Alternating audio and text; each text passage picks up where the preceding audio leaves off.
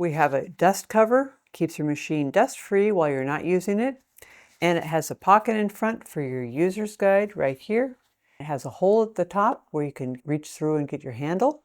We have the foot control and power plug all in one plug. Here we have the user's guide. It's both for the Onyx 15 and the Onyx 25. This is the 25. So read any instructions that are specifically for the 25, but most of the instructions go for both machines. This is your screwdriver. This is the larger end and the smaller end. This would be for adjusting your bobbin case.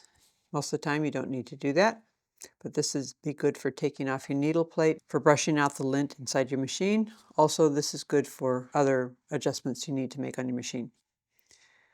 This is the quilting guide, and it fits into your foot holder right like this.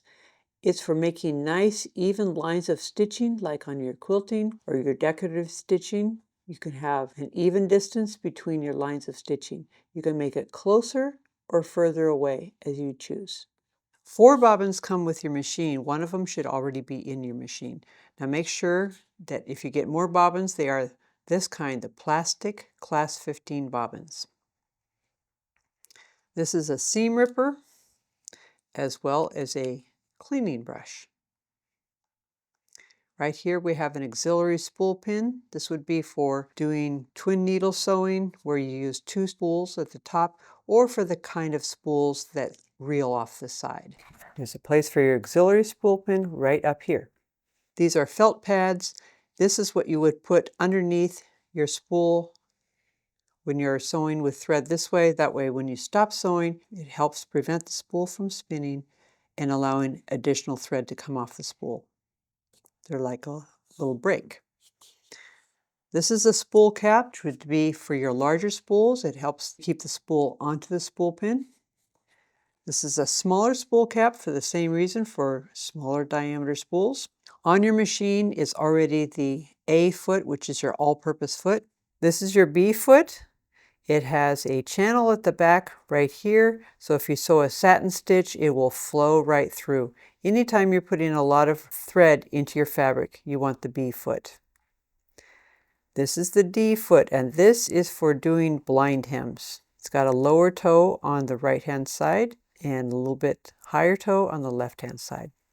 This is your zipper foot, the E foot, and you can put it on either side on your machine so that you can sew right next to the teeth on your zipper.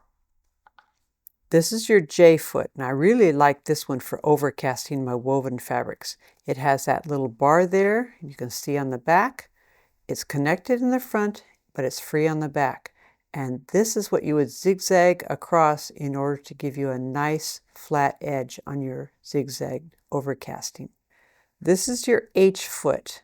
Now what this is good for is for sewing on vinyl leather, because it has this nice slick surface on the bottom of it that'll slide right along your vinyl and leather.